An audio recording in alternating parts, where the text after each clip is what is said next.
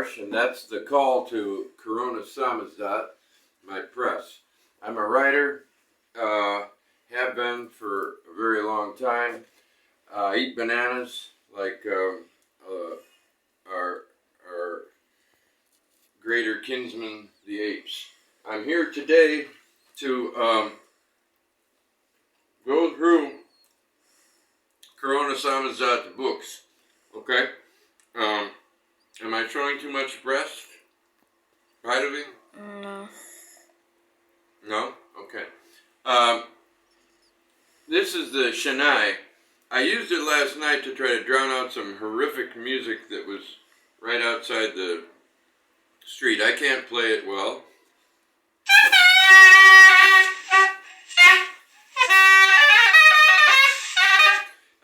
It's a very loud instrument, but it doesn't have to be that loud. And an expert plays it so that it doesn't sound loud. It sounds beautiful. But I'm not an expert. I'd use it to say fuck you to people who are at midnight playing the worst possible Germanic music. At the end, I told them, Jebemti fascisti pizdi. And my daughter, who's filming, could tell you that that's an insult. Am I right? Yeah. Yeah. Corona Samizdat, I'm not going to give you the whole history. I'm just going to go through the books. This is mine, The Manifold Destiny of Eddie Vegas. And along with this book, Walk Like a Duck, A Season of Little League Baseball in Italy, they started the press. I urge you to look into that. I haven't sold many of these, but the reviews have been terrific. It's a baseball book. It's a diary of my son's baseball season a couple of years ago in northeastern Italy, and so it has a lot about fascisti, because that is the region where the fascists started, gathered, and remain. Not in the numbers they were in, not in quite that way, but it's deep in the heart of that Dixie. Manifold Destiny of Eddie Vegas is just a madcap maximalist novel that has been published by a small press and was worth starting a small press for. Now the next guy on my list is David Vardaman. Now David is 2 years older than me, and this is the first published book that he has. And last night, this book came out yesterday. It's called Letters of Thanks from Hell. It's about the witchery and the religious insanity that led to the deaths of many witches. One is too many, but anyway. So the cover is of a. Look at this cover. I love this. See? Yeah.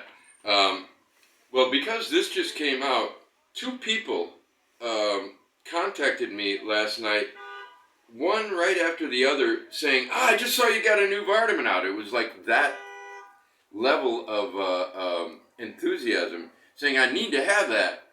And and both of them loved this. One of them said that this book of one short novel and 13 short stories, he said, is one of the 2 books of short stories he's ever read that had no stories that he was indifferent to. It was all they were all great. I agree. And Vardaman now is this was published over a year ago, but now people are starting to know who he is and what this book is and what this book is. And let me get another Vardaman here because we have one more. It's the Vardaman Flip Book, and it's 2 novels, one from 2010 and one from 2020, and they're both terrific in their own ways. But now look at, we got the same painter on all covers. And he's a Ukrainian named Edward Belsky who lives in our town of Izala, Slovenia. How's the filming going, Vitavi? Fine. Good. Because we're only up to the second writer. But that's David Vardaman. Now let's do a clutch of, the next one is Rick Harsh. This is a book that is not selling very well, but I don't care about sales anymore because I'm a happy man. And but it's according to one of the critics, his favorite of all my books. It's about drinking and India and snakes, and it's a very well written book and has some deep philosophy and some pretty simple ugliness in it. The Driftless trilogy is probably the most fun of my writing, and it's the first three novels that I published. It's satirical noir, and it should be 15, it's 16 and a half euros, but I generally sell it for 9 or 10. I think it's 9 for the summer. And this is Skulls of Istria, which is a tavern confession novel that has received extremely good reviews.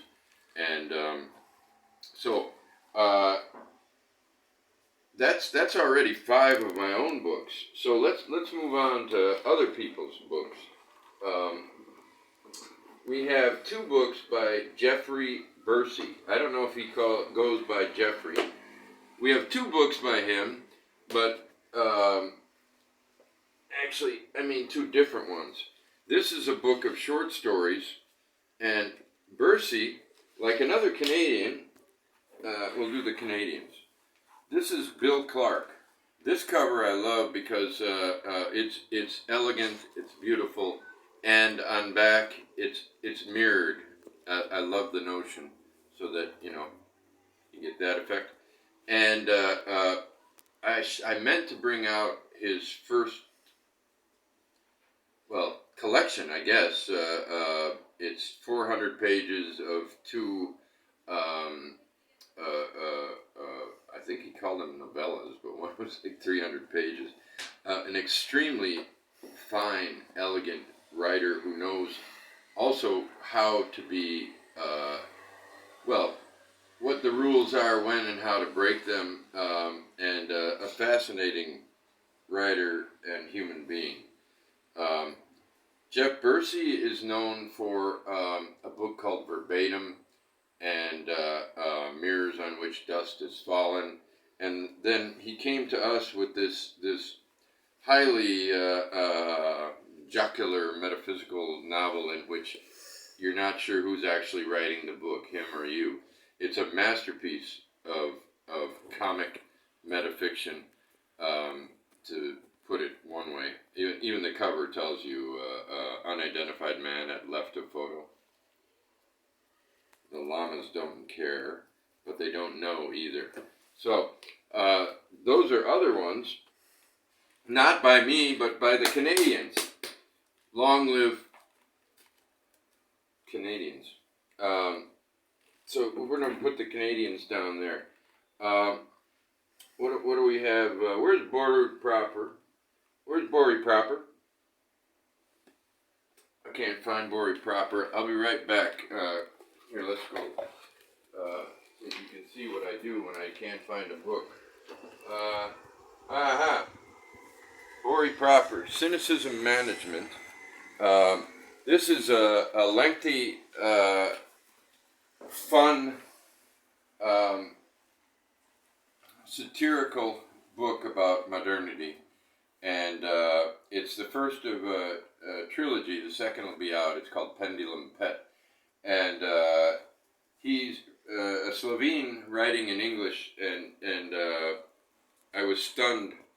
I was asked to read this, did not want to, because I thought, oh, this is going to be a nightmare. And it's not. And this is neither here nor there to me, but it's very much here for Bori proper. He's a musician, an extremely talented musician, and there's actually a album that goes along with this, and you can get it. He tells you how you can get it in here.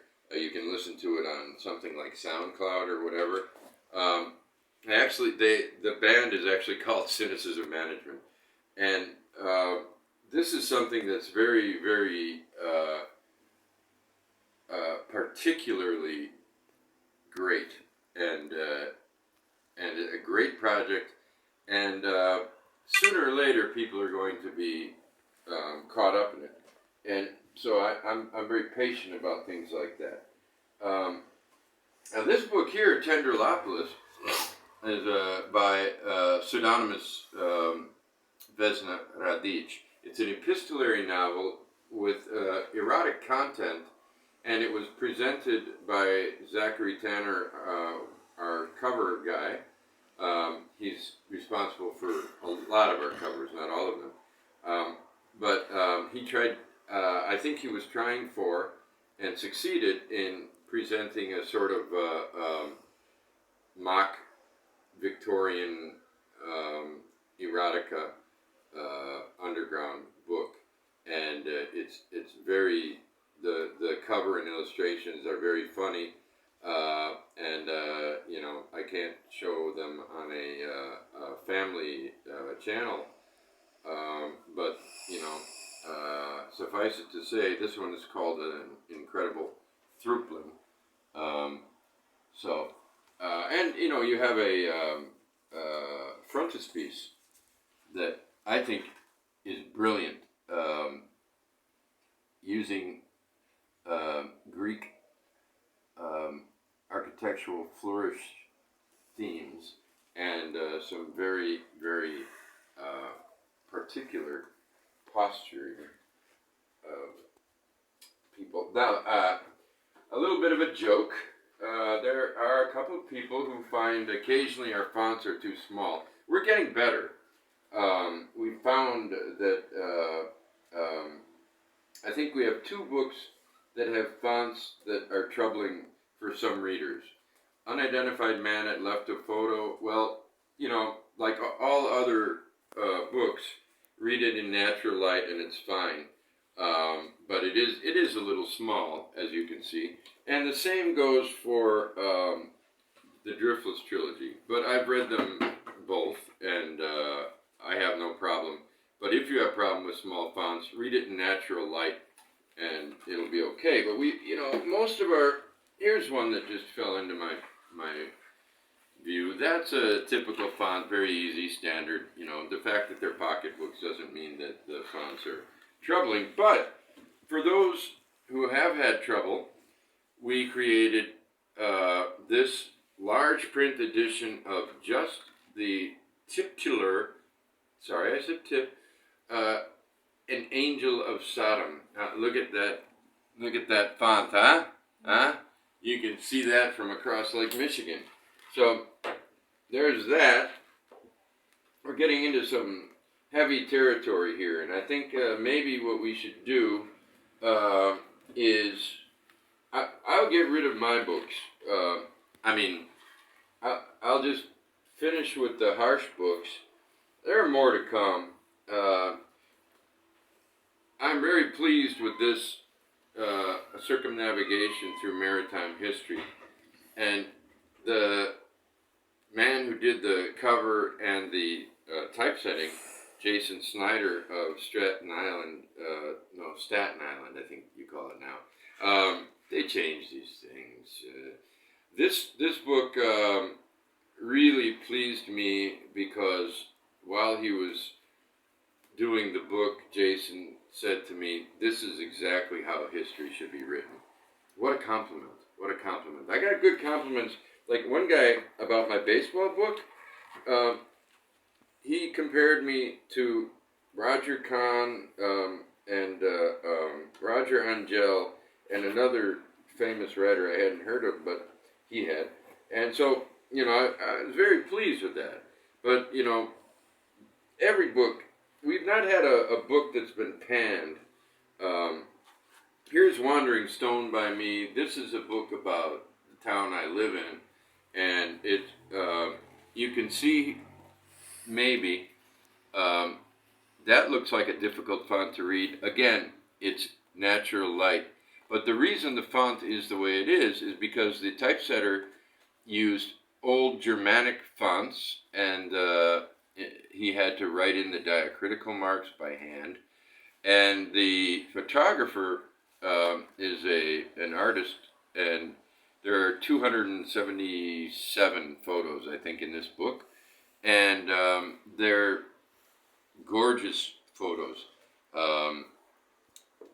So that's two more of mine.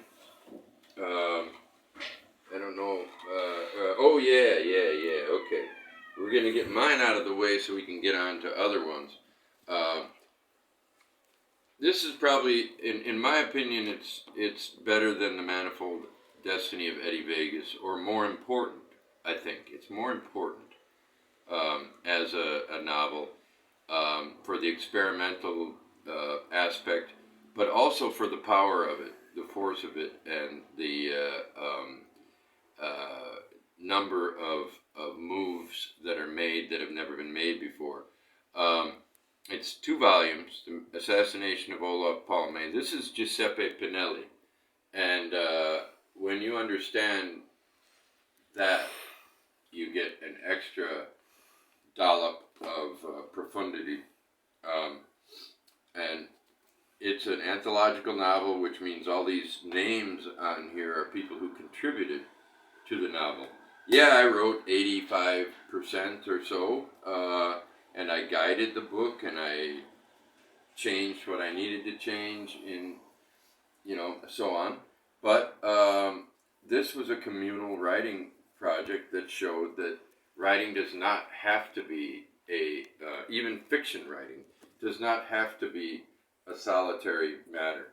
And I think that if I were to have to buy one of my own books, there's no question it would be this one. If I had to have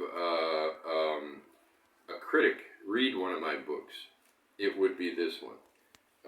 I love all of my books. None more than this, which is the latest one, but is the first, the third novel I wrote, but the first one that I put eventually on computer. And David Vardaman writes an appreciation of the book, so our names are together, and that's very meaningful to me. And he convinced me that I should go back, because he loved the book and still remembered certain things that happened from when he first read it in 1993, I guess, and first read parts of it. He was there as I wrote, and I'm really glad he did, because it's a very different type of book from what I generally write, but it's a poem of a novel, straight from the mouth of David Vardaman. It's a poem of a novel. Now, I think you get the idea that, Harsh is, printing himself. Yeah, me and anybody I can come across.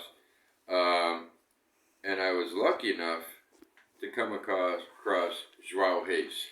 He's a 36-year-old Portuguese translator who we have found recently is an author as well. His book, The Translator's Bride, is also in English, and one of my really great readers and customers.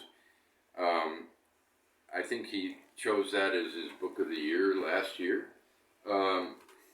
and this guy needs to be known so that he can cut back on his translating and only translate what he feels like and write his books. In Portuguese, he's got at least 5 novels. written. But so far, only 2 are translated. He translated them himself, and my God, what a funny and brilliant writer.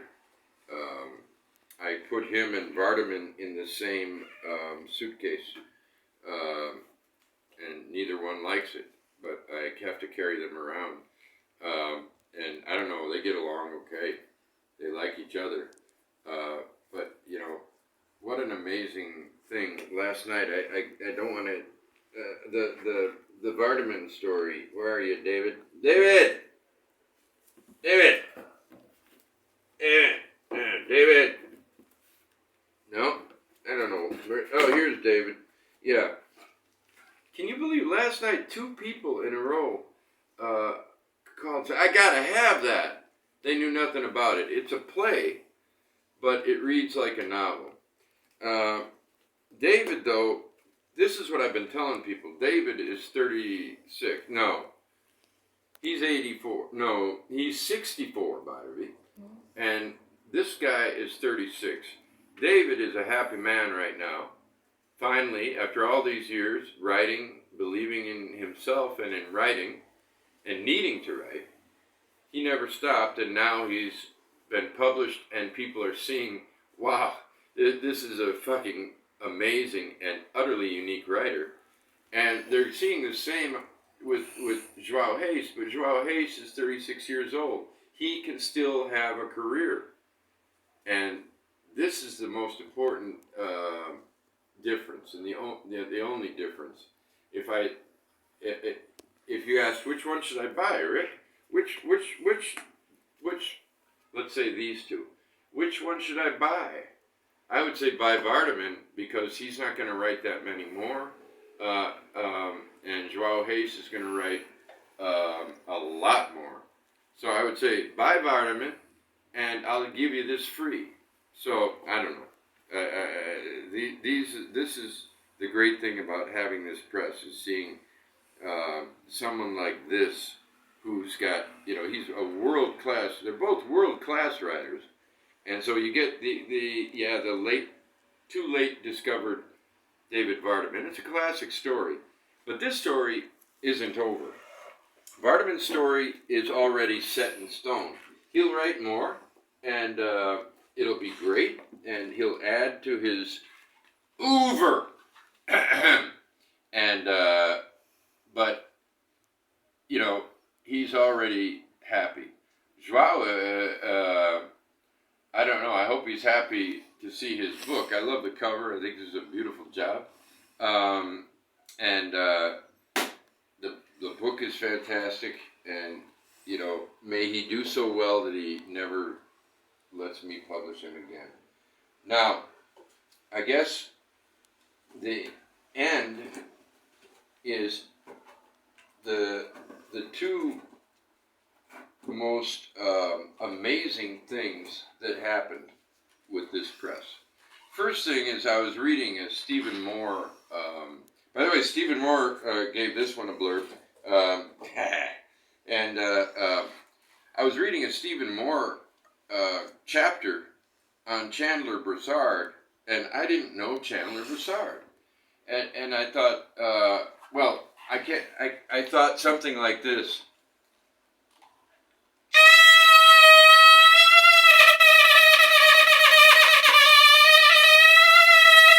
Something great is out there. I gotta get it. And I found out it was out of print. And the 3 books that I wanted were all out of print. Chandler Broussard was a nobody. The 3 books are right here now. We got permission to print them. And this book, far, far too little attention paid, because the Vietnam War, which this is about, has never been treated with such necessary madness and brilliance, in a surreal, absurdist, mocking, off the cuff, it seems, book, with no apparent meaningful structure. There's a sort of structure, but with all of that, within that, you find some deadly truths about people like John F. Kennedy, and that should be common knowledge in the United States and are not. Am I showing too much tit? You sure? Mm-hmm. All right. You know, I get nervous about my tits. Anyway, this here you see Henry Kissinger eating the head of a baby. If you don't know why that's there, you need to find out. Then he wrote what more aptly calls the novel of the 60s, and it's called Wake Up, We're Almost There. Not your classic catchy title, huh? But covered by Zach Tanner, this extraordinary collage. And he's going to use this same model for the next Broussard book, which is called As the Wolf Leaps. It'll be coming out in a couple of weeks. And Broussard is just one of those writers that his brilliance is not his point. He has it. And so once in a while you'll get something like the way he takes apart the famous psycho Eric Erickson in this. I don't want to ruin it for you, but basically this is anarchic, subversive, and if you don't want to understand the United States, don't read it. If you do, read it. And it's extremely entertaining at the same time. And then, I don't remember how many years later, but this is his book of the 70s, As the Wolf Howls at My Door. This we did a replica of the first edition and only edition, I think. And if I had to read a section right away, it would be early on in the book where the animals in the zoo are set upon by the people who visit the zoo, which is it's extremely funny, and throughout he writes with absolute freedom.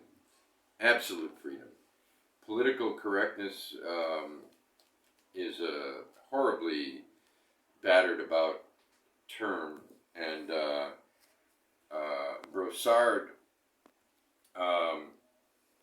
he violates every rule, but he's a humane person. He's for human freedom, and he writes it, and it's on every page of his books. These are extraordinary, and we're reviving Chandler Broussard, which is one of the great things about the press. Now, the other thing, this is something that not every press gets to do.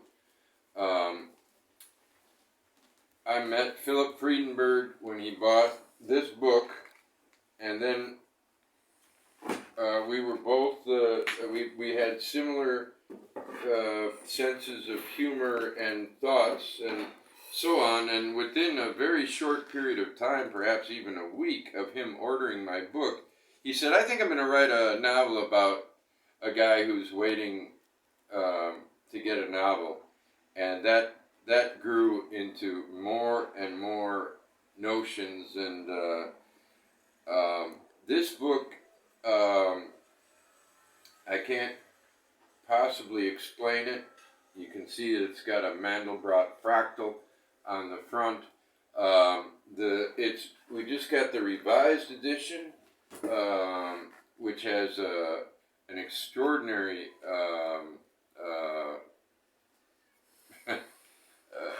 virtually a review of a blurb by Stephen Moore, and it's been going crazy, this book.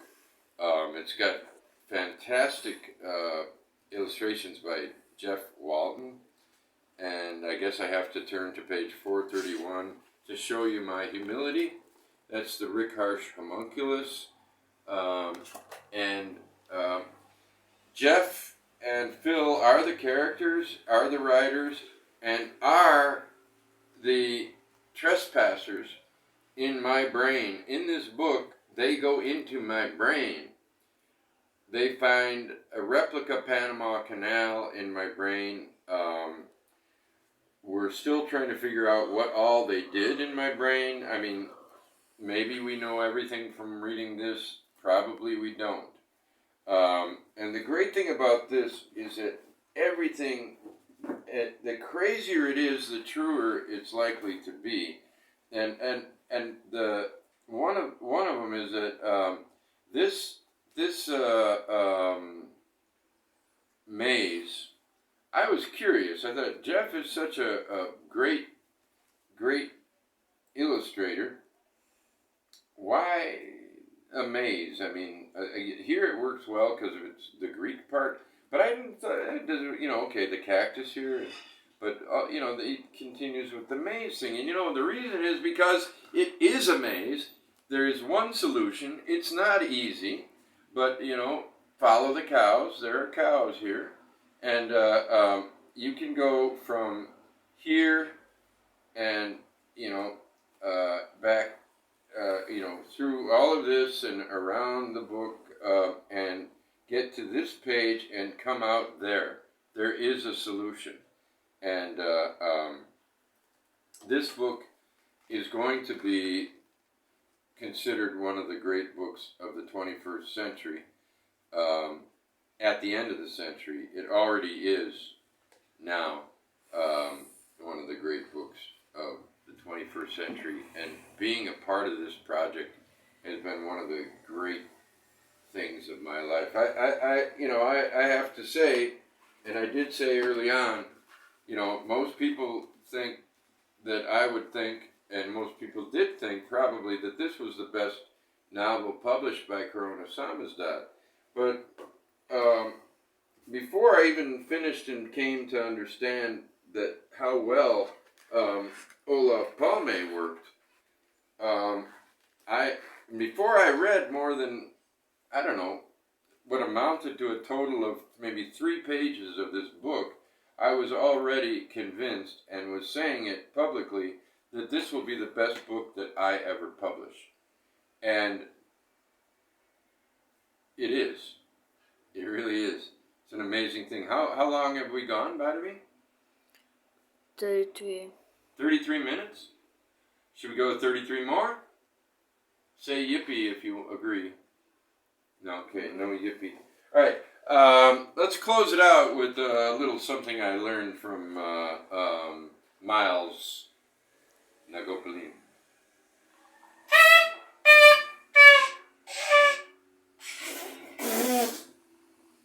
Thank you.